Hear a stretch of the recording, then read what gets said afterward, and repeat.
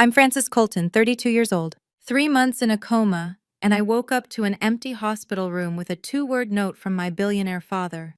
We stopped paying. The machines keeping me alive had been funded by strangers while my family, worth $2.8 billion, celebrated their freedom from the daughter who'd secretly built 40% of their empire. My stepmother had already divided my belongings. My half-brother had claimed my office. My father had signed papers declaring me mentally incompetent. They thought a car accident had solved their 15-year problem of the unwanted daughter who knew too much, worked too hard, and reminded them of the brilliant woman they'd tried to erase. What they didn't know was that my mother had left me more than memories. She'd left me the proof, the power, and the legal ammunition to expose every lie they'd built their fortune on. Before we dive into how I turned their abandonment into their downfall, please take a moment to like and subscribe, but only if you genuinely connect with this story. I'd love to know where you're watching from and what time it is in your corner of the world. This is the story of how the worst betrayal of my life became their most expensive mistake. The first thing I noticed wasn't the pain. It was the silence. Hospital rooms are never truly quiet. There's always the steady beep of monitors, the shuffle of nurses in the hallway, the distant murmur of visitors. But as consciousness crept back into my body that October morning, the silence felt deliberate, personal. My eyes struggled to focus on the stark white ceiling tiles. Mass General Hospital. I recognized the pattern from my mother's final days here 15 years ago. Back then, our room had been filled with flowers, cards, and rotating shifts of family members. Richard had even hired a private nurse to ensure she was never alone. Now, a single folded piece of paper sat on the bedside table where flowers should have been. "Miss Colton?" A nurse appeared in the doorway, her eyes widening. "You're awake. I need to call Dr. Martinez immediately." "How long?" My voice came out as a rasp. "3 months, Miss Colton. You've been in a coma for 3 months." She hesitated at the door. "I'm so sorry, but I have to ask, is there anyone we should call? Your emergency contact?" "My father, Richard Colton." Her face shifted uncomfortably. "He's the one who left the note. 2 weeks ago, he came in person to sign the papers, said the family would no longer be covering your medical expenses." I reached for the paper with trembling fingers. Richard's handwriting was as precise as his business contracts. "We stopped paying. Good luck. R.C." In 3 months, not one member of my family had visited. Not Richard, not my stepmother Victoria, not even Derek, the half-brother I'd helped through Harvard Business School. The nurse touched my shoulder gently. "There's someone here to see you, though. He's been waiting in the lobby every day for 2 weeks." Marcus Sterling walked in like he was entering a boardroom, not a hospital room. At 45, my mother's former legal counsel still carried himself with the quiet authority that made Fortune 500 CEOs nervous. Behind him followed a man I didn't recognize. Tall, silver-haired, wearing a suit that probably cost more than most people's cars. "Francis." Marcus's professional mask slipped for just a moment, revealing genuine relief. "Thank God you're awake." "Marcus, what are you doing here?" "Protecting your interests, as I promised your mother I would." He set his briefcase on the visitor's chair. "This is James Harrison. You might not remember him, but he remembers you." The stranger stepped forward. "CEO of Goldman Sachs. You've been advising us remotely for 5 years, though your family never knew." My head was spinning, still foggy from the coma. "I don't understand. Richard stopped paying my medical bills. Why are you—" "Because your father just made the most expensive mistake of his life," Marcus interrupted, a grim smile playing at his lips. "He forgot who actually owns the majority of your mother's trust fund. And more importantly, he forgot what happens when someone abandons a beneficiary during a medical emergency." James Harrison pulled out his phone. "The board meeting is in 72 hours. Your father plans to announce a complete family restructuring, essentially writing you out of everything. He's telling investors you're mentally incompetent due to the accident." "But there's something Richard doesn't know." Marcus opened his briefcase, revealing a thick folder marked with my mother's maiden name, Elizabeth Smith. Your mother didn't just leave you money, Francis. She left you a fully executed succession plan, one that activated the moment your father signed those papers abandoning you. What kind of succession plan? Marcus's smile widened. The kind that's about to make you the most powerful person in that boardroom. 15 years. That's how long I'd been the family ghost. Visible enough to be useful, invisible enough to be forgotten. It started the day my mother died. I was 17, standing in Richard's study while Victoria measured the windows for new curtains before we'd even held the funeral. The unofficial foster daughter, she'd called me at the reception, her manicured hand on my shoulder like a brand. Richard's little charity case from his first marriage. The truth was simpler and crueler. I was the reminder of the woman Richard had actually loved. While Derek got the corner office at 25, I worked from a converted supply closet. While he attended board meetings as the future of Colton Industries, I ghost-wrote the proposals that landed our biggest contracts. The Meridian acquisition? My analysis. The Shanghai expansion? My negotiations, conducted at 3 a.m. from my apartment while Derek took credit at the morning presentations. You should be grateful, Victoria reminded me every Christmas, usually after several glasses of wine. Not many girls with your background get these opportunities. My background. The daughter of Elizabeth Smith, the brilliant CFO who'd built Colton Industries from a regional firm into a national powerhouse before cancer took her at 39. The woman whose financial genius Richard had married, whose strategies he still used, whose daughter he couldn't bear to look at because I had her eyes. But there were things about my mother Victoria never knew, things Richard never bothered to investigate, like the late-night meetings with Marcus Sterling, the sealed documents in safety deposit boxes across the city, the quiet transfers of authority that happened while everyone focused on the visible empire. Your mother knew this day would come, Marcus had told me 5 years ago. She just didn't know what form it would take. Now, abandoned in a hospital bed with a 2-word dismissal, I finally understood what she'd been preparing me for. Your mother was never just the CFO, Marcus said, pulling out a document that made my breath catch. Elizabeth Smith was the majority shareholder of the original holding company that became Colton Industries. The papers were dated 2001, 3 years before she married Richard. Back when he was struggling to keep his father's failing logistics company afloat. The signatures were clear. Elizabeth Smith, 65% owner. Richard Colton, 35% owner. But the company records show Richard as founder. A convenient revision after your mother's death, James Harrison interjected. One that worked because Elizabeth kept her ownership through a trust structure. She wanted Richard to be the face of the company, but she never gave up control. Marcus handed me another document. This one was newer, dated just 5 years ago. Before the cancer progressed, your mother established the Elizabeth Smith Revocable Trust with $850 million in assets. But here's what Richard never knew. She changed the terms in 2020.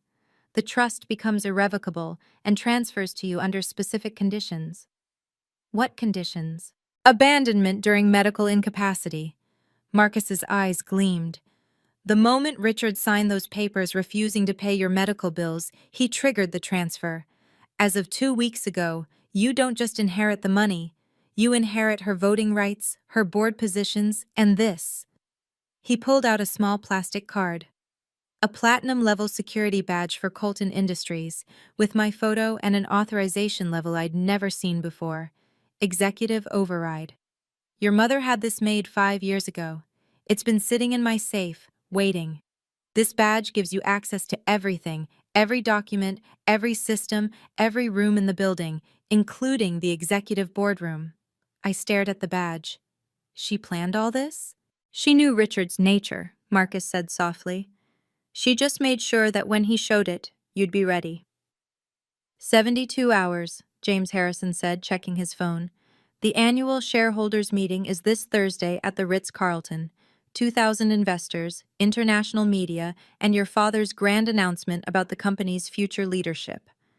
Marcus pulled up the agenda on his tablet. Richard's calling it the Next Generation Initiative. He plans to formally announce Derek as president, Victoria as executive chair, and, he paused, your official removal from all company roles due to permanent incapacitation. Can he do that? Not if you're there to contest it. Marcus's fingers drummed on his briefcase. But Francis, if you show up, there's no going back. Richard will try to destroy you publicly. He'll claim you're mentally unfit, that the coma caused brain damage, that you're delusional. And if I don't show up?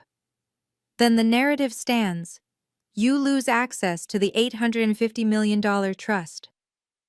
Derek inherits your mother's legacy, and every deal you've structured, every innovation you've created, becomes officially theirs forever. I thought about the nights I'd spent building financial models while Derek partied with clients, the proposals I'd written that he'd read verbatim to boards, the Shanghai deal that saved the company from bankruptcy, my strategy, his signature. There's more, James said quietly. 5 board members have been questioning Richard's leadership. They know something's off about the numbers Derek presents versus the actual performance. If you appear with proof of your contributions, they'll have to listen, Marcus finished. But Francis, this isn't just about money or recognition. If you do this, you're declaring war on your own family, in front of 2,000 witnesses. I looked at my mother's badge, feeling its weight in my palm. 72 hours to decide, disappear quietly with nothing, or fight publicly for everything. What would my mother do? Marcus smiled. She'd already be planning her entrance. Before you decide, Marcus's expression darkened. You need to understand what Richard will do if you fail. He opened another folder, this one filled with legal documents. Your father has already drafted a lawsuit, fraud, embezzlement, corporate espionage. He's claiming you've been secretly siphoning money through unauthorized consulting contracts. But those contracts were legitimate. You know that. I know that. But without proof, it's your word against the CEO of a $2.8 billion company. Marcus pointed to a specific clause. If he wins, you don't just lose the inheritance. You face criminal charges, potential jail time, your professional reputation destroyed permanently. James Harrison leaned forward. Francis, I can vouch for your work with Goldman Sachs, but Richard has connections everywhere. Judges who golf at his club, prosecutors who depend on Colton Industries' political donations. If you walk into that boardroom and can't prove everything, he'll bury you. And there's more, Marcus added reluctantly. Victoria has been spreading rumors about your mental state for years. Depression after your mother's death, alleged substance abuse, even suggestions that the car accident wasn't really an accident. My stomach turned. She's saying I tried to. She's built a narrative where you're unstable, desperate, and dangerous.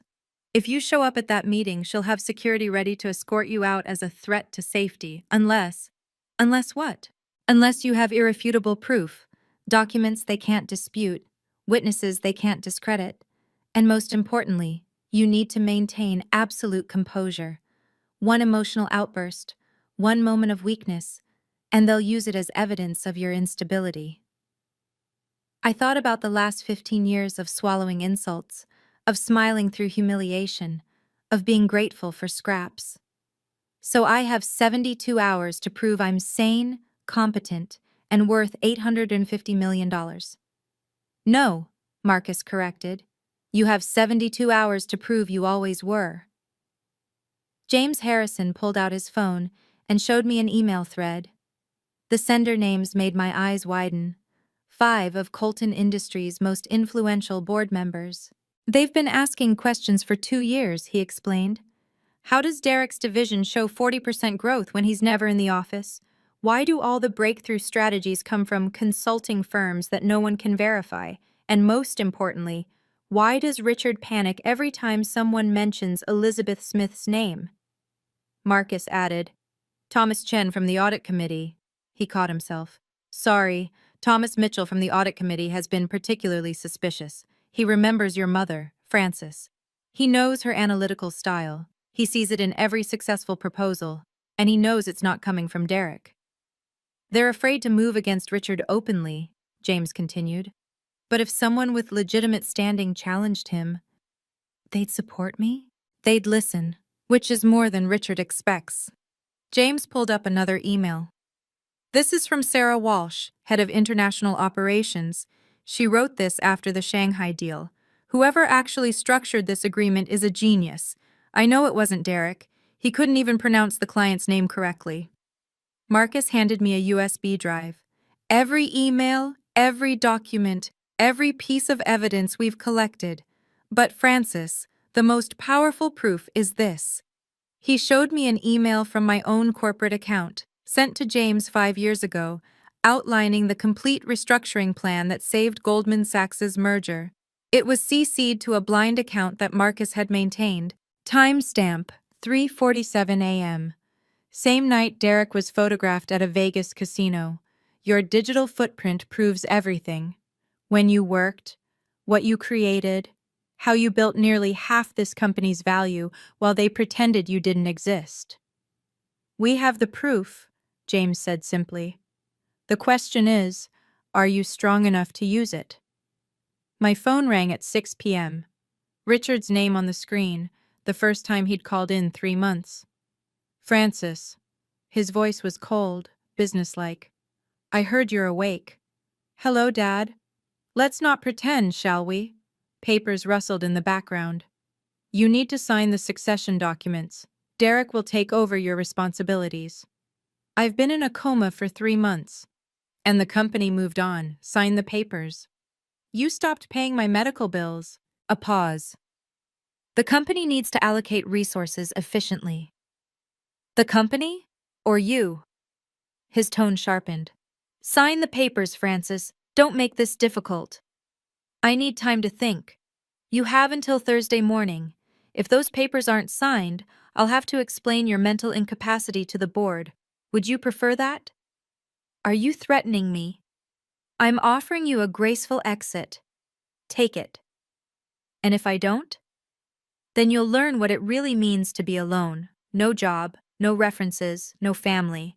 I'll make sure every firm in Boston knows you're unstable. Like you told them about Mom?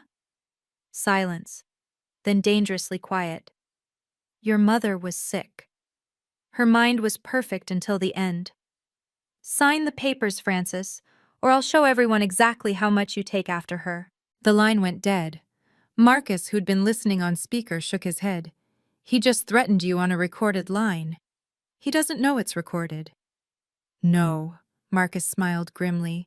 He doesn't know a lot of things, including the fact that 3 board members just confirmed they'll attend an emergency session if you call for one. I looked at my phone. 3 days to prepare for war against the man who raised me and abandoned me in the same breath. I need to get out of this hospital. Already arranged. You're being discharged tomorrow morning. Victoria arrived the next morning like a storm in designer heels, her lawyer trailing behind her. She didn't knock. Privilege had always been her preferred entrance. Francis, she said my name like it tasted bitter. You look conscious. Hello, Victoria? She set a folder on my bed, her perfume overwhelming the antiseptic hospital smell. Sign these. We'll give you a severance package, $50,000. More than generous, considering. Considering what? Considering you've been nothing but a drain on this family for 15 years. She examined her manicure. Do you know what Richard spent on your education, your housing, your mother's medical bills before she died? My mother had her own money. Victoria's laugh was sharp. Your mother had nothing but debt and delusions. Richard saved you both out of pity. I reached for my phone, subtly starting a recording. Is that what you tell people? It's the truth. You've been living off our charity, taking advantage of Richard's guilt, but that ends now. 15 years of working 18-hour days is taking advantage? What work? Victoria's voice rose. Sitting in that closet office, pretending to contribute? Derek does the real work. You're just overhead we no longer need. Her lawyer stepped forward. Mrs. Colton is offering a generous $50,000 for 15 years of building 40% of this company's value? Victoria's face flushed. You built nothing. You are nothing. Without this family, you'd be homeless. Without my strategies, this family would be bankrupt. Delusional, just like your mother. She leaned in close. Sign the papers, or I'll personally ensure you never work anywhere again. Marcus chose that moment to enter. Mrs. Colton, I'd be careful about making threats in a hospital. These places have excellent security cameras. Victoria straightened, recognizing him. Sterling, I should have known you'd interfere. I'm just protecting my client's interests, as her mother asked me to. Derek showed up an hour after Victoria left, casual in his golf attire. My half-brother had inherited Richard's height but not his discipline. At 30, he already showed signs of soft living. Hey, sis. He dropped into the visitor's chair like we were having coffee, not negotiating my erasure. Rough couple months, huh? You could say that. Look, I'll cut to the chase. He pulled out his phone, showing me a bank transfer screen. $5 million, cash, today. All you have to do is sign over your rights and disappear. $5 million? It's more than fair. You get to start fresh somewhere else. Maybe Europe? You always talked about Paris. When I was 12. Derek shrugged. Point is, you take the money, we all move on. No drama at the shareholders' meeting. No messy family disputes. And you become president. I already am, basically. This just makes it official. He leaned back, supremely confident. Come on, Francis. You were never really executive material. All that time in your little office, running spreadsheets, that's not leadership. What about the Shanghai deal? What about it? The one that saved the company. Who structured that? Derek laughed. The consulting team, obviously. I managed them brilliantly. What was the client's name? His smile faltered. Why does that matter? You presented the deal to the board. Surely you remember the client's name. This is ridiculous. Look, $5 million is my final offer. Take it or leave it. Marcus stepped forward from where he'd been standing by the window. Mr. Colton, are you attempting to bribe a shareholder before an official vote? Derek jumped up. Who the hell, Sterling? What are you doing here? Documenting everything, Marcus said calmly. Please continue. You were saying something about Francis not being executive material? Derek grabbed his phone. This conversation is over. Francis, you have until tomorrow, then the offer disappears. Like family loyalty? He paused at the door. Family? You were never really family, just ask Dad. After Derek left, I sat in silence for a full minute. 3 offers, 3 insults, 3 confirmations that I'd never been anything more than an inconvenience to them. Marcus waited, patient as always. What are you thinking? I'm thinking about Mom's funeral. I turned the platinum badge over in my hands. Richard gave a speech about partnership and legacy. Victoria stood there in a black dress that probably cost more than Mom's casket. Derek was 16, texting through the service. And you? I was 17, wondering why the woman who built everything was being buried like a footnote. I picked up my phone and scrolled through the contacts until I found the number I needed. Marcus, can you set up a secure conference call? With whom? Thomas Mitchell, Sarah Walsh, and the other board members James mentioned. It's time they heard the truth. Marcus smiled. And Richard? He wants war. He'll get one. I dialed another number. James? It's Francis. I need every email, every document, every piece of evidence ready for Thursday. And I need one more thing. Name it. A Wall Street Journal reporter who isn't afraid of Richard Colton. I know just the one. Catherine Brooks. She's been investigating irregular patterns in Colton Industries reporting for 2 years. Perfect. I stood up, steady for the first time since waking. Marcus, I need a suit for Thursday. Something that says I'm not the scared 17-year-old they buried with my mother. I know just the place. And Marcus? I held up the badge. Make sure security knows I'll be using this. I want to enter through the executive entrance. The one Richard thinks only he can access. With pleasure. They wanted me to disappear quietly, gratefully, worthlessly. But Thursday morning, in front of 2,000 witnesses, they'd learn what Elizabeth Smith's daughter was really worth. Has your family ever underestimated your worth? Drop a comment below. And if you want to see what happens when a greedy family faces off against $850 million worth of truth, hit that like button and subscribe so you don't miss the climax that's coming. This story is about to take a turn that Richard Colton never saw coming. Tuesday morning, Marcus's law office felt like a war room. He led me to a vault I'd never seen before, hidden behind a bookshelf that looked purely decorative. Your mother set this up in 2008, he explained, entering a complex code. She said you'd know when to open it. Inside the safety deposit box sat 3 items: a thick manila envelope marked with the Massachusetts state seal, a photograph I'd never seen, and a letter in my mother's handwriting. The photograph stopped me cold. It showed my mother with 5 people in what looked like a signing ceremony. One of them was a younger Richard, looking uncomfortable. The others were the original investors in Colton Industries, all of whom had mysteriously sold their shares to Richard after Mom died.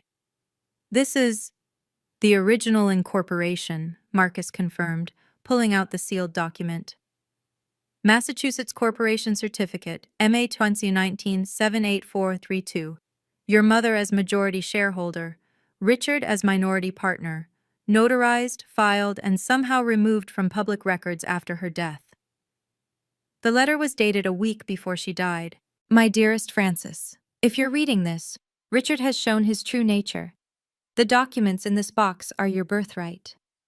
I built Colton Industries not for wealth, but to prove that brilliance doesn't need a pedigree. You have that brilliance. Use it wisely. The badge is your key. The trust is your weapon. But this certificate? This is your proof that you were never their charity case. You were always the heir. Love, Mom. Marcus pulled out the last item, a USB drive labeled Security Footage 2009-2024. What's this? Every major meeting where you presented strategies that Derek later claimed. Your mother had cameras installed that IT never knew about. She knew this day would come. I held the certificate. This changes everything. No, Marcus corrected. This proves everything. James Harrison arrived at Marcus's office with a laptop and a team of Goldman Sachs executives I recognized from years of secret video conferences. Francis, James opened the laptop. We've compiled everything. The screen filled with email threads dating back 5 years, each one meticulously documented, with headers intact and digital signatures verified. This one's my favorite, said Patricia Kumar, Goldman's chief strategy officer. December 2023. Derek presented his restructuring plan for our Asian merger. Except here's your email to us from 3 weeks earlier with the identical strategy, down to the comma placement.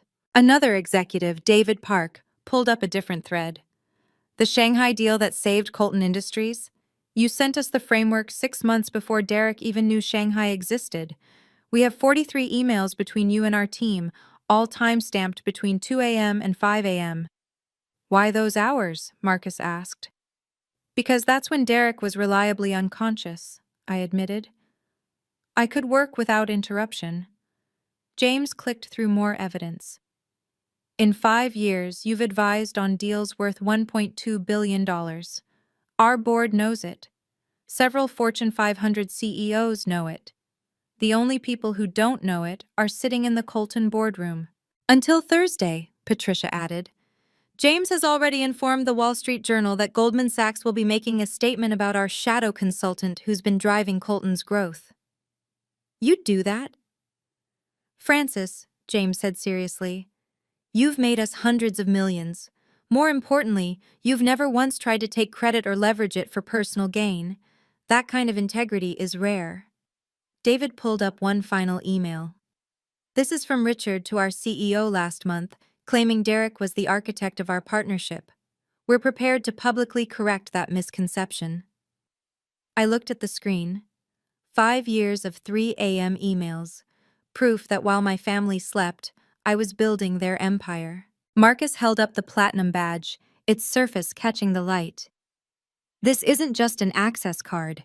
Your mother embedded something remarkable in it. He inserted it into a reader connected to his laptop.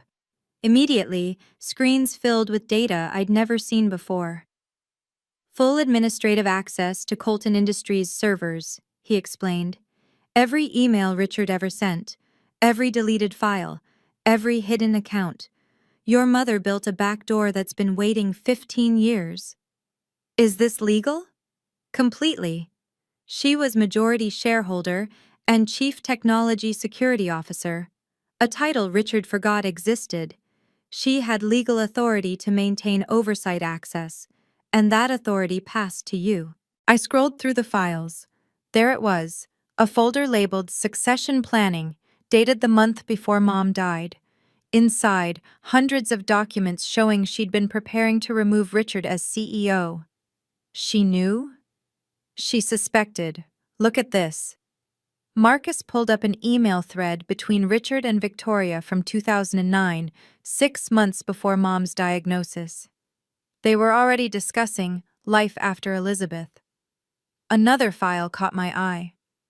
Board minutes, confidential. The real ones, not the sanitized versions Derek presented. They showed 5 board members repeatedly questioning Derek's competency, only to be shut down by Richard. This is why Thomas Mitchell and the others are ready to listen, Marcus said. They've been documenting Richard's deception for years, but they needed someone with standing to act. And this? I pointed to a file labeled Executive Override Protocol. Your ace in the hole. With this badge, you can lock Richard out of his own office, freeze Derek's corporate accounts, and access the boardroom's presentation system. All legally, all within your mother's established security protocols. I held the badge up. She really did think of everything. No, Marcus smiled. She thought of you. There's a difference. Wednesday evening. Less than 12 hours until the shareholders' meeting. Catherine Brooks from the Wall Street Journal sat across from me in Marcus's conference room, her recorder running. 2,000 attendees, international media. And Richard Colton has no idea you're coming? He thinks I'm broken in a hospital bed deciding which insulting offer to take. The venue is the Ritz-Carlton Grand Ballroom, she continued. Richard's power base. He's held every major announcement there for 20 years. The staff, the security, even the AV team, they all answer to him. Or so he thinks, Marcus interjected, sliding a document across the table. The Ritz-Carlton's parent company is a Goldman Sachs client. James made a call. The AV team now has instructions to give Francis full access to the presentation system. Catherine made notes. The meeting starts at 10 a.m. Richard's Next Generation Initiative presentation is scheduled for 10:30. When will you make your entrance? 10:29, I said, just as he's about to take the stage. Through the main entrance? The executive entrance, the one only board members can access. I touched the badge. The one he doesn't know I can open. And your allies? 5 board members will be strategically seated. Thomas Mitchell near the front, Sarah Walsh by the international investors, the others scattered through the institutional shareholders. Catherine looked up from her notes. You realize this will be the corporate equivalent of a public execution? Richard spent 30 years building his reputation. He spent 30 years stealing my mother's legacy. Thursday, I'm taking it back. What about Derek and Victoria? They'll be on stage with Richard, part of his grand presentation. They won't even see me coming until I'm at the podium. Catherine smiled. This is going to be front-page news. Good, I said. My mother deserves nothing less. Thursday, 7 a.m. I stood before the mirror in Marcus's guest suite, adjusting the black Armani suit he'd had tailored overnight. My mother's pearl necklace, the only thing Richard hadn't tried to claim, rested against the crisp white shirt. You look like her, Marcus said from the doorway. Elizabeth wore the same outfit when she first pitched Colton Industries to investors. My phone buzzed with texts from allies. Thomas Mitchell. In position. Board members ready. Sarah Walsh. International investors briefed. They're intrigued.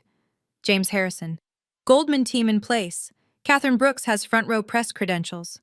Another message, this one from Richard. Final chance. Sign the papers or face the consequences. I didn't reply. The drive to the Ritz-Carlton took 20 minutes. Boston's financial district was already buzzing with activity. Through the car window, I could see banners announcing Colton Industries' annual shareholders meeting, the next generation. Nervous? Marcus asked. No. I touched the badge in my pocket. For 15 years, I've been preparing for this moment without knowing it. Every spreadsheet, every late night, every swallowed insult, it all leads here. James called as we pulled up to the service entrance. Richard's already inside. Full court press with investors. Derek's working the younger crowd. Victoria's charming the old money. They have no idea what's coming. Security? 5 guards at the main entrance, 2 at executive. All have been informed about your badge authorization. I checked my watch. 9:15 a.m. 45 minutes until Richard's presentation. 44 minutes until I destroyed everything he'd built on lies. Francis, Marcus said as I stepped out of the car, your mother would be proud. She would be vindicated, I corrected. There's a difference. The executive entrance was 50 feet away. Beyond it, 2,000 people were about to witness the most expensive mistake of Richard Colton's life. The Ritz-Carlton lobby was a sea of expensive suits and calculated smiles. Through the glass doors, I could see the who's who of Boston's financial elite, all here for Richard's grand announcement. I stayed in the service corridor, watching through security monitors that Marcus had arranged access to. Richard stood at the center of it all, working the room with practiced charm. Victoria glided between groups of investors, her laugh carrying across the marble floors. Derek held court near the coffee station, surrounded by younger executives who hung on his every word about innovative leadership. Miss Colton? A security guard appeared beside me. Mr. Sterling said you'd need access to the executive entrance. Not yet, I'm waiting for the right moment. On the monitor, I watched Thomas Mitchell arrive, followed by Sarah Walsh. They didn't acknowledge each other, but both positioned themselves strategically in the lobby. Catherine Brooks was already inside, her press badge visible, her photographer ready. 9:45 a.m. Richard began moving toward the ballroom, his entourage following. I could see him checking his phone, probably wondering why I hadn't responded to his threat. Ma'am, the security guard said quietly, there's something you should know. Mr. Colton specifically instructed us to watch for you. He said you might try to disrupt the meeting. My heart skipped. And? But he forgot one thing. The guard smiled slightly. My daughter works in accounting. She knows who really saved the company during the Shanghai crisis. Your badge overrides his instructions anyway, but I wanted you to know, not everyone here is blind to the truth. 9:50 a.m. The lobby was emptying as attendees filed into the ballroom. Thank you, I told the guard. Ma'am, give him hell. I smiled, touching the badge in my pocket. 10 minutes until showtime. 10 minutes until Richard learned that abandoning me in that hospital was the beginning of his end. 10:25 a.m. The executive entrance loomed before me. Frosted glass doors that I'd never been allowed to pass through in 15 years of working at Colton Industries. I pulled out the platinum badge, my mother's final gift. The scanner beeped. For a heartbeat, nothing happened. Then the locks disengaged with a decisive click. Invalid access attempt, a younger guard called out, rushing over. Ma'am, this entrance is restricted to... His supervisor, the one whose daughter worked in accounting, held up a hand. Check your system again, Johnson. The younger guard looked at his tablet, his eyes widening. Platinum override, executive level alpha. He looked up at me, confused. But only 3 people in the company have that level. Mr. Colton, the original founder, and... Elizabeth Smith, I said quietly. My mother. The supervisor opened the door wider. The boardroom access corridor is straight ahead, Miss Colton. Your authorization supersedes all other security protocols. I walked through the entrance I'd been barred from my entire adult life. The executive corridor was everything the regular entrance wasn't. Marble floors, original artwork, fresh orchids in crystal vases. This was the path of power, the route my mother had walked when she was building the empire Richard now claimed. Through the corridor's glass walls, I could see the ballroom, 2,000 attendees packed into their seats. Richard stood at the side of the stage, reviewing his notes one final time. Derek and Victoria were already seated on stage, smiling for the photographers. 10:28 a.m. Richard began walking toward the podium. Marcus's text came through. AV team ready. Your presentation is loaded. James Harrison. Goldman team in position. Catherine Brooks. Recording everything. 10:29 a.m. Richard reached the podium, his smile broad and confident. Ladies and gentlemen, welcome to the future of Colton Industries. Time to introduce him to the past he'd tried to bury. Richard's voice filled the ballroom, smooth and commanding. Today marks a pivotal moment in Colton Industries' history. The Next Generation initiative isn't just about succession, it's about evolution. I stood in the wings, watching him work the crowd. He was good. I'd give him that. For 30 years, I've built this company from a small logistics firm into a $2.8 billion empire. He clicked his remote, and charts appeared on the massive screens. Charts I recognized, my analysis, my projections, with his name attached. But success isn't about the past, it's about the future, which is why I'm proud to announce that Derek Colton will assume the role of president, effective immediately. Polite applause. Derek stood, waving to the crowd with practiced humility. Victoria Colton, Richard continued, will serve as executive chair, bringing her decades of experience to guide our strategic vision. More applause. Victoria rose gracefully, every inch the corporate matriarch. Now, some of you have asked about other family members' roles in the company's future. Richard's tone shifted, became somber. It's with regret that I must address the situation with Francis Colton. My hand tightened on the badge. Due to recent medical complications resulting in significant cognitive impairment, Francis will no longer be able to continue in any capacity with Colton Industries. We wish her the best in her recovery and have made appropriate arrangements for her care. Murmurs rippled through the crowd. I saw Thomas Mitchell lean forward. Sarah Walsh exchanged glances with other board members. Richard raised his hand for silence. I know this is difficult news, but I assure you, the company's future has never been brighter. Derek and Victoria will... That's when I pushed open the boardroom door. The sound echoed through the ballroom. 2,000 heads turned. Richard's smile froze on his face. The walk to the stage felt both eternal and instant. 2,000 pairs of eyes tracked my movement through the ballroom.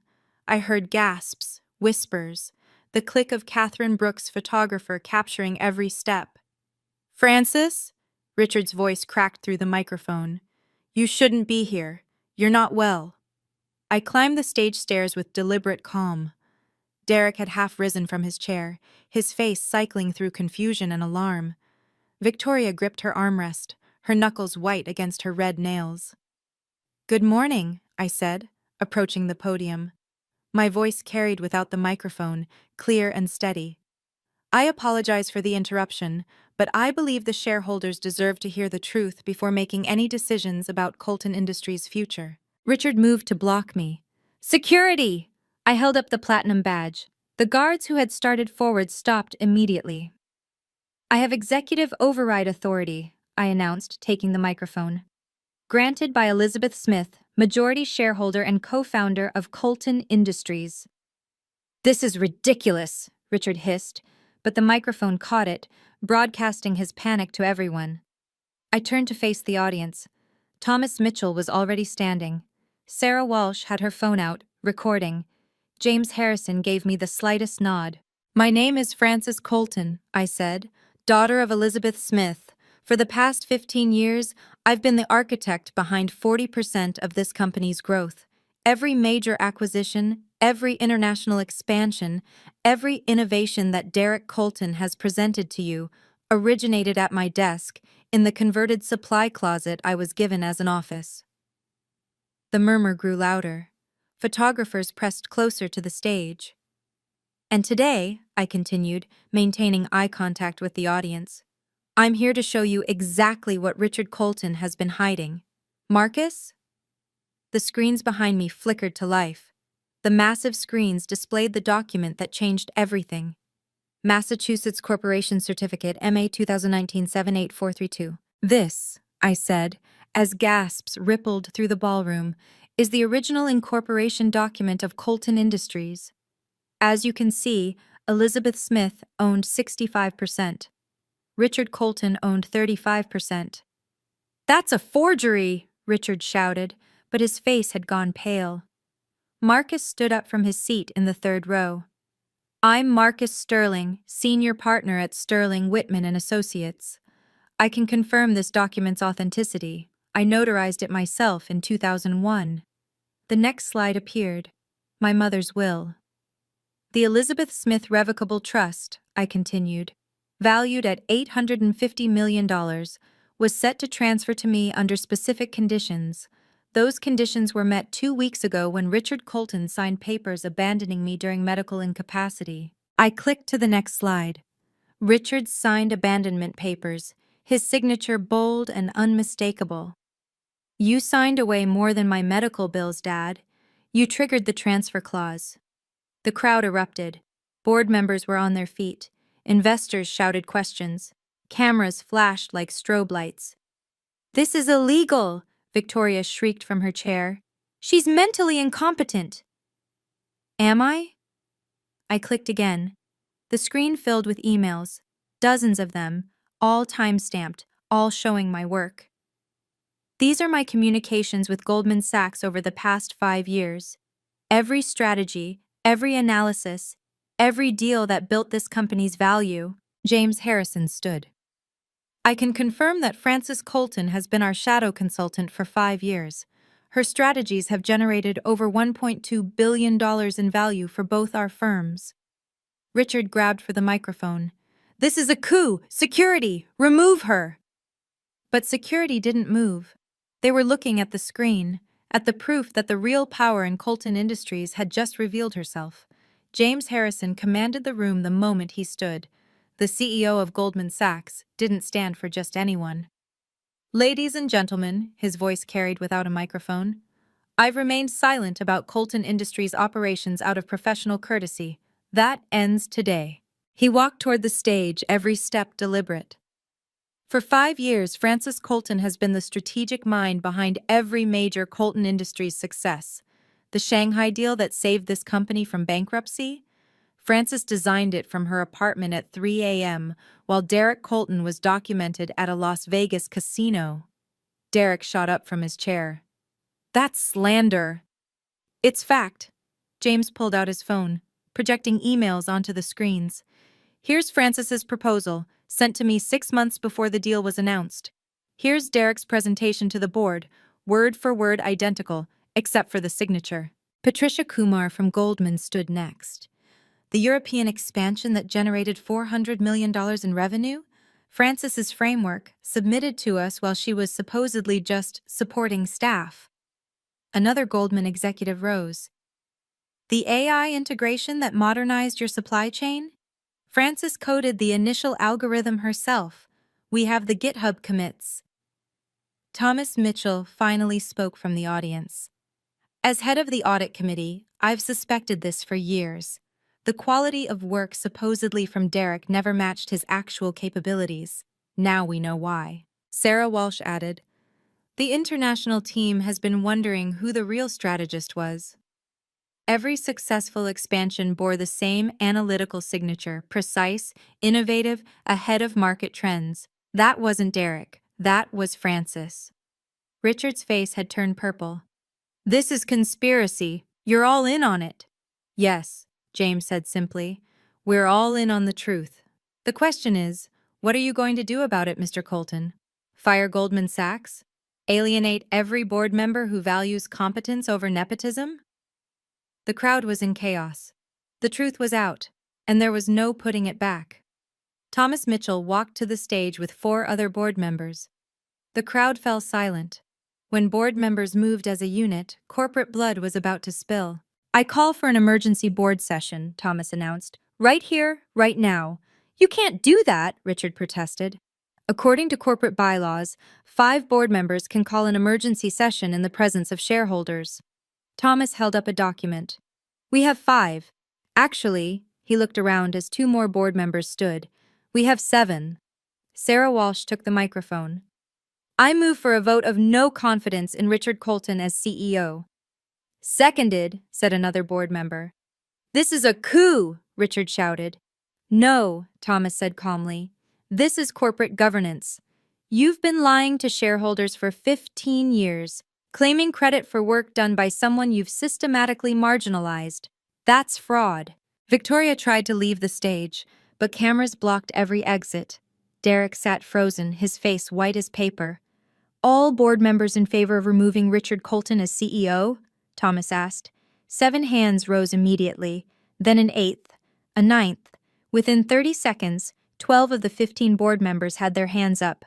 Motion carried. The ballroom erupted. Investors were on their phones, undoubtedly calling their firms. The stock price was probably going crazy. I further move, Sarah Walsh continued, to nominate Francis Colton to the board of directors, effective immediately. Seconded. All in favor? Unanimous. Richard stumbled backward. You can't. I built this company. No, I said quietly, but the microphone carried my words to every corner of the ballroom. My mother built this company. You just took credit for it. And now, finally, Elizabeth Smith's daughter is taking her rightful place. The applause started slowly, then built to thunder. 2,000 witnesses to the fall of Richard Colton and the rise of the heir he'd tried to bury.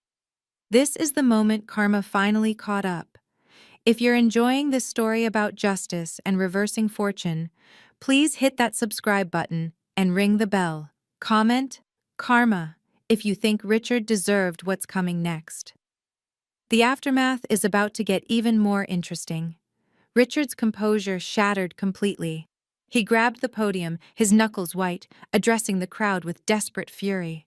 This is illegal! She's manipulating you all! The accident! The coma! She's brain damaged!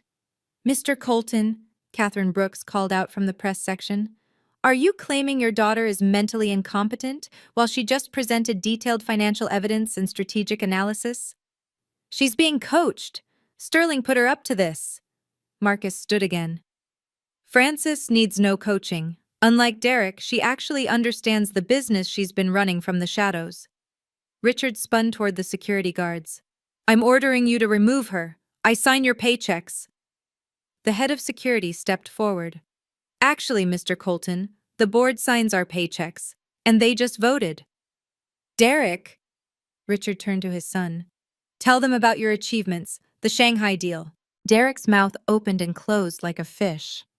The consultants. What was the client's name? I asked quietly. Derek's silence was deafening. Mr. Chen of Harmony Logistics, I supplied. Excuse me, Mr. Smith of Harmony Logistics. We met 17 times via video conference. You met him 0 times because you were in Vegas. Victoria! Richard was grasping at straws now. You're still executive chair.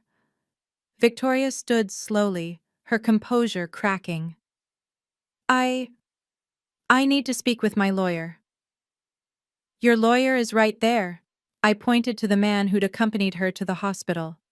Would you like to explain to everyone how you tried to bribe me with $50,000 to disappear? The lawyer quickly distanced himself from Victoria, literally stepping backward. Richard made one last desperate attempt. I'll sue! I'll destroy all of you! With what money? Thomas Mitchell asked. Your assets are tied to your position, a position you no longer hold. Richard Colton, the man who'd built an empire on my mother's bones, stood defeated on his own stage. I waited for the chaos to settle, then spoke with the same measured tone I'd learned during 15 years of swallowing insults. Richard, I'm not here for revenge. I'm here for restoration. The room quieted, everyone leaning in. You have 2 choices. You can fight this, hire lawyers, drag the company through scandal, watch the stock price crater while you try to prove your lies were truth. Or you can accept a graceful transition. Graceful? He spat the word. You keep your shares. You retain an advisory role. You save face by announcing this was a planned succession that you orchestrated to test the company's readiness. I pulled out a prepared statement. Marcus has drawn up the terms. You can leave here as a strategic visionary who recognized his daughter's talents, or as a fraud who got caught. The room held its breath. The Shanghai deal saved this company, I continued. The European expansion doubled our revenue.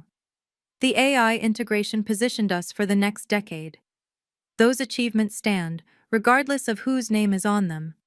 What matters is the company Elizabeth Smith built continues to thrive. James Harrison spoke up. Goldman Sachs supports a smooth transition. The market responds better to planned succession than corporate coup. You have 5 minutes to decide, I said. After that, Catherine Brooks publishes her story with either narrative. Your choice, which one? Victoria grabbed Richard's arm.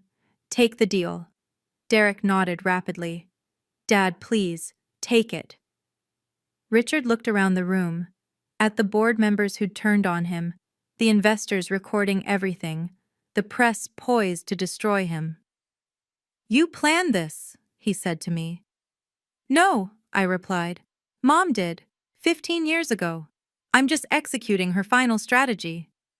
For the first time in my life, I saw Richard Colton recognize he'd been outplayed. Thomas Mitchell returned to the microphone. We need to formalize this transition. I call for a vote on the proposed succession plan. The terms were projected on the screen. Richard Colton, transition to advisory chairman Francis Colton. Board of Directors, Strategic Development Chair. Derek Colton, reassignment to Regional Operations Manager. Victoria Colton, voluntary resignation with standard severance. Immediate audit of all historical transactions. Mr. Colton, Thomas addressed Richard, do you accept these terms? Richard stood silent for a long moment. The entire ballroom waited. Finally, Victoria whispered urgently in his ear, and he gave a single bitter nod. Let the record show Richard Colton accepts the transition, Thomas announced. All board members in favor? 15 hands rose, unanimous. Shareholders? Thomas asked the room. A show of support? The response was overwhelming. Nearly every hand in the room went up. The investors knew competence when they saw it, and they'd just witnessed 15 years of it revealed. Motion carried. Effective immediately, Francis Colton is elected to the board of directors. Marcus handed me the official documents. As I signed, I noticed my signature looked exactly like my mother's, something Richard probably never bothered to notice. Ms. Colton, Thomas said formally, would you like to address the shareholders? I returned to the podium one last time. Colton Industries was built on innovation, integrity, and intelligence. My mother embodied those values. For 15 years, they were buried under ego and deception. Today we return to our roots.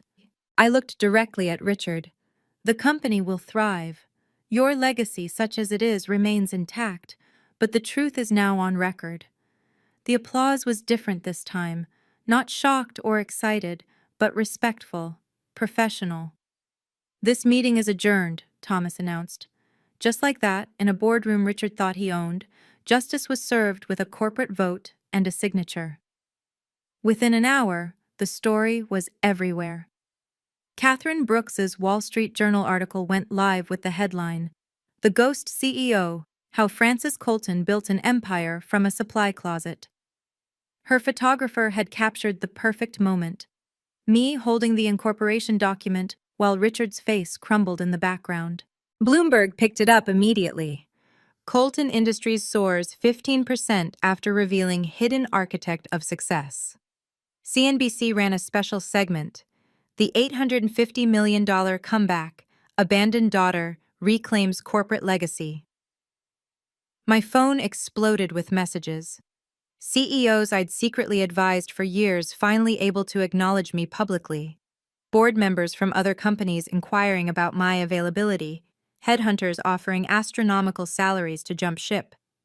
Marcus fielded the media requests while I sat in what used to be Richard's office, now temporarily mine.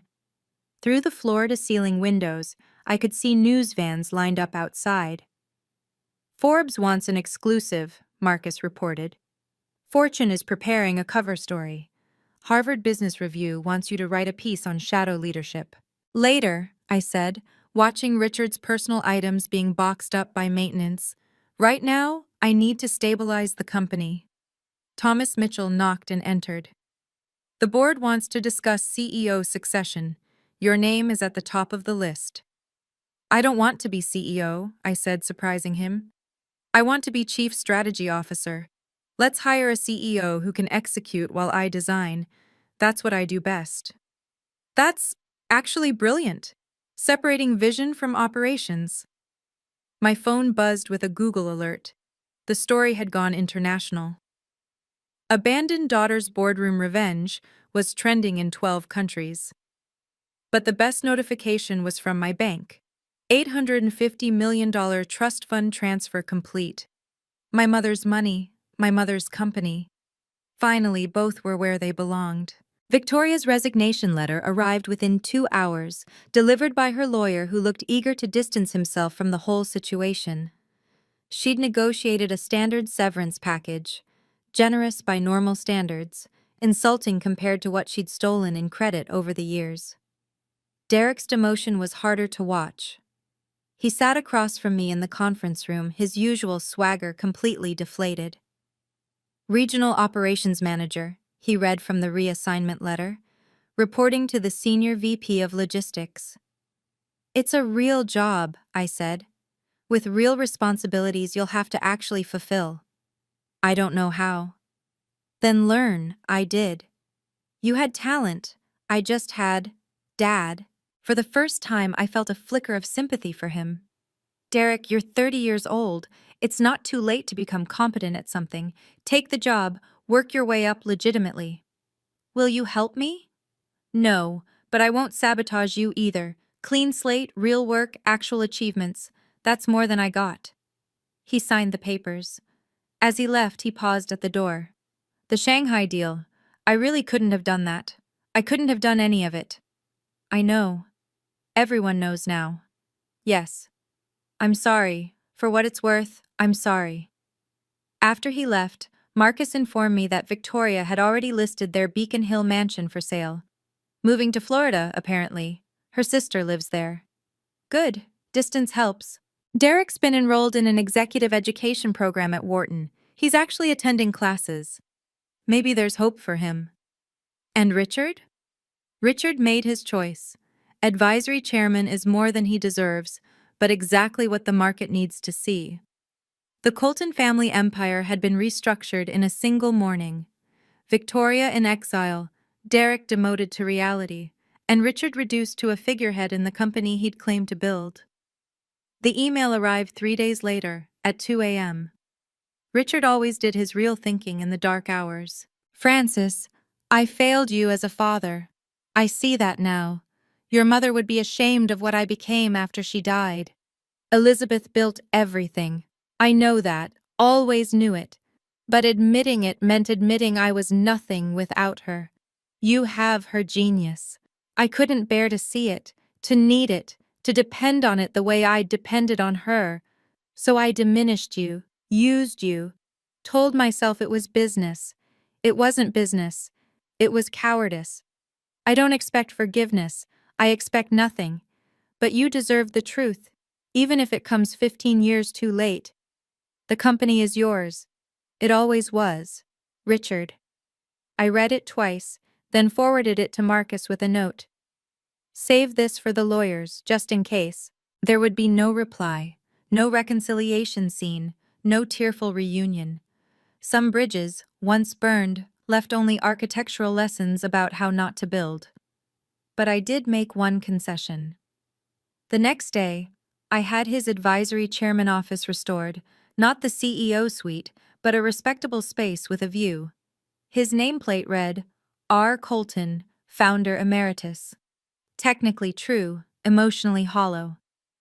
Thomas Mitchell questioned the gesture. Why give him anything? Because cruelty is his pattern, not mine. He gets an office, a title, and a daily reminder that the building he sits in was built by the woman he tried to erase and is now run by the daughter he abandoned. That's either very generous or very calculated. It's what my mother would have done, professional to the end.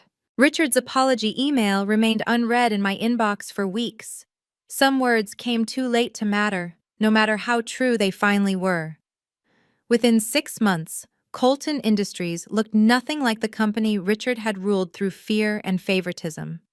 The first change was healthcare. I instituted unlimited medical leave for all employees. No one would ever be abandoned in a hospital bed on my watch. The policy cost millions. The employee loyalty it bought was priceless. Next came transparency. Every department head now presented their own work. No more stolen credit, no more shadow contributions. A junior analyst who'd been doing her boss's work for 3 years got promoted on the spot when the truth came out. The Elizabeth Smith Innovation Foundation launched with $50 million in funding, supporting female entrepreneurs in STEM fields. My mother's name was finally attached to something worthy of her legacy. The supply closet that had been my office for 15 years was converted into a memorial space. A plaque read, "From this 6x8 room, Francis Colton built 40% of this company's value. Never underestimate anyone based on the size of their office." Marcus helped establish new corporate governance rules. Family members could work at the company, but had to meet the same performance standards as any employee. Nepotism died a regulatory death. The stock price hit record highs. Turns out investors preferred competence to charisma. "You've changed everything," Thomas Mitchell said during a board meeting. "No, I've restored everything. This is the company my mother envisioned, built on merit, not birthright." The Shanghai clients I'd worked with for years finally met me in person. Mr. Smith, formerly Mr. Chen in my mind, laughed when he learned the truth. We always wondered why Derek seemed so brilliant on email and so confused on calls. By year's end, Harvard Business School was teaching a case study. The Colton Revelation, Hidden Leadership and Corporate Truth. My mother's company finally reflected her values. It only took 15 years and one abandoned hospital room to get there. 1 year later, I stood in my new office, not the CEO suite, but the Chief Strategy Officer space I designed myself. Floor-to-ceiling windows, yes, but also workstations for collaboration, whiteboards covering entire walls, and a small corner dedicated to my mother's memory. The company ran like clockwork under our new CEO, someone I'd personally recruited from Microsoft. I did what I did best: strategy, innovation, building the future, while she handled operations and execution. Perfect symbiosis. My days started at 7 a.m. now, not 3 a.m. I ate lunch in the executive dining room, not at my desk. I attended board meetings as a voting member, not as invisible support staff. "Family dinner this Sunday?" Derek texted. He'd been promoted to regional manager after completing his Wharton program and actually earning it. "I'll be there," I replied. These dinners happened monthly now, Richard, Derek, and me. Not playing happy family, but maintaining professional civility. Victoria never attended. Florida suited her better. Richard had aged 10 years in one. He spoke less, observed more, and occasionally offered actually useful advice from his advisory role. He never mentioned the past. Neither did I. "The board wants to discuss succession planning," Thomas Mitchell mentioned during our quarterly review. "You're 33. In 7 years, you could be CEO." "Maybe. Or maybe I'll start my own company. Mom's trust gives me options." "What would Elizabeth want?" I smiled. "She'd want me to choose for myself. That's the difference between her and Richard. She built an empire but raised a daughter. He tried to own both." My phone buzzed with a text from James Harrison. "Goldman has a new project. Interested?" I responded. "Send details. My team will review." My team, my choice, my life. Finally, the Harvard Business Review piece I finally wrote was titled "The Cost of Invisible Excellence." It opened with a simple truth. Your worth doesn't diminish because others refuse to see it, but their blindness shouldn't determine your paycheck. 3 lessons emerged from my story, lessons I now shared with young professionals who reached out daily. First, document everything. Every email, every contribution, every late-night breakthrough. Not for revenge, but for reality. My mother knew this. She built an evidence trail that survived 15 years and her own death. Your work should have your fingerprints on it, even if someone else takes the bow. Second, build alliances outside the toxic system. James Harrison and Goldman Sachs knew my value when my own family didn't. Thomas Mitchell suspected the truth and waited for the right moment to act. Marcus Sterling protected my interests when I couldn't protect myself. Your allies don't always share your blood or your building. Third, patience isn't passive. For 15 years, I wasn't waiting, I was building. Every skill learned, every relationship forged, every piece of evidence gathered was a brick in the foundation of my eventual freedom. Richard thought my silence meant submission. It meant preparation. Do you regret not acting sooner? A young woman asked at a conference. No. At 20, I would have been too angry. At 25, too desperate. At 32, I was precise. Timing isn't about the clock, it's about readiness. The most important lesson? Power isn't inherited or granted. It's built, deal by deal, decision by decision, often in rooms where you're not supposed to be. My mother knew this. She built an empire while letting Richard wear the crown, but she made sure the real power would transfer to someone who'd earned it in the shadows. Her daughter. Me. The last conversation that mattered happened on a Thursday, 18 months after the shareholder meeting. Richard requested a private meeting, not in his advisory office, but in mine. I need to know, he said, looking older than his 60 years. Did you ever consider just walking away? Taking the $5 million from Derek and disappearing? Every day for 15 years. But you didn't. Mom wouldn't have. He nodded slowly. Elizabeth always played the long game. This wasn't a game. It was my life. I know that now. We sat in silence that wasn't quite comfortable, but was no longer hostile. I won't apologize again, he said. You wouldn't believe it anyway. I wouldn't. But I will say this. The company is better with you visible than you ever were invisible. That's the closest to truth you've spoken in 15 years. He stood to leave, then paused. The family dinners. We don't have to continue them. No, we don't. But we will. Once a month, 2 hours, professional courtesy. That's the boundary. Why any contact at all? Because hatred takes energy, I'd rather invest elsewhere. Because Derek is trying to become better. Because maintaining professional relationships is what adults do.